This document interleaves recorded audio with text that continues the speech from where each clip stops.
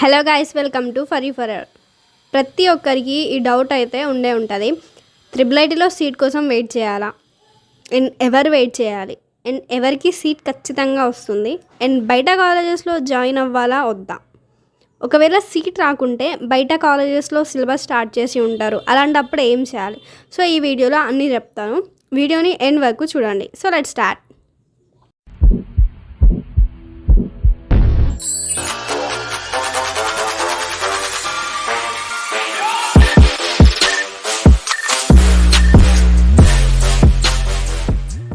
IIT గురించి చాలా videos చేశాను, ఒకసారి అవి కూడా చెక్ చేయండి.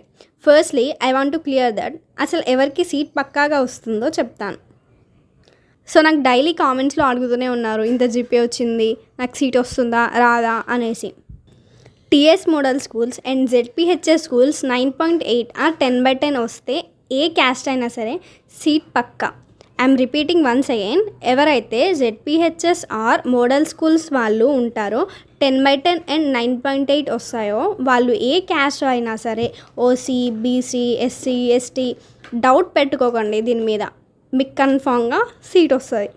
And private schools, residential schools, Gurukul except TS model and ZPHS and mandal Parishad. So non residential schools వాళ్ళకి 10/10 అండ్ 9.8 వస్తే సీట్ అనేది 50% ఛాన్స్.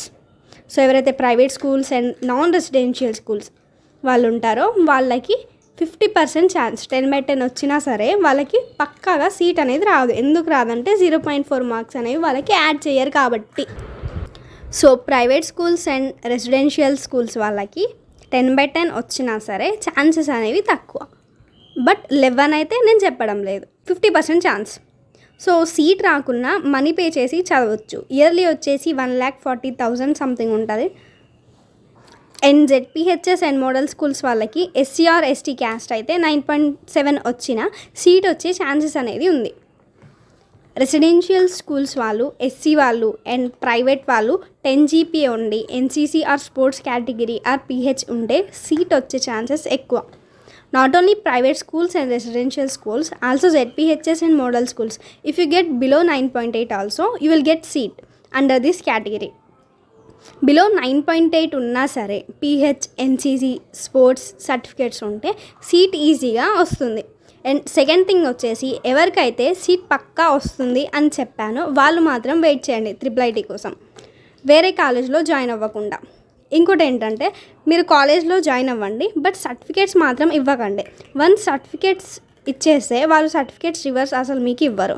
సో వెళ్ళి క్లాసెస్ వినండి, బట్ సర్టిఫికేట్స్ అడిగితే మాత్రం ఇవ్వకండి. లైక్ రేపు ఇస్తాం, ఎల్లుండి ఇస్తాం, క్యాస్ట్ సర్టిఫికేట్ లేదు, ఇంకా రాలేదు, సో ఇలాంటివి చెప్పండి. జాయిన్ అవ్వండి, బట్ సర్టిఫికేట్స్ మాత్రం ఇవ్వకండి.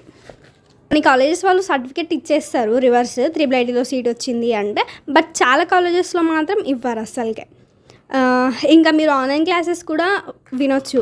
యూట్యూబ్లో చాలా ఛానల్స్ ఉన్నాయి. సో దాన్ని చూసి కూడా మీరు ఇంట్లో ఖాళీగా ఉండకుండా ప్రిపేర్ అవ్వచ్చు. అండ్ రెసిడెన్షియల్ స్కూల్స్ వాళ్ళకి ఛాన్సెస్ అనేవి తక్కువ. చాలామందికి మా బ్యాచ్లో రెసిడెన్షియల్ స్కూల్ వాళ్ళకి 10/10 వచ్చినా సరే వాళ్ళకి సీట్ అనేది రాలేదు. So that's it for today guys.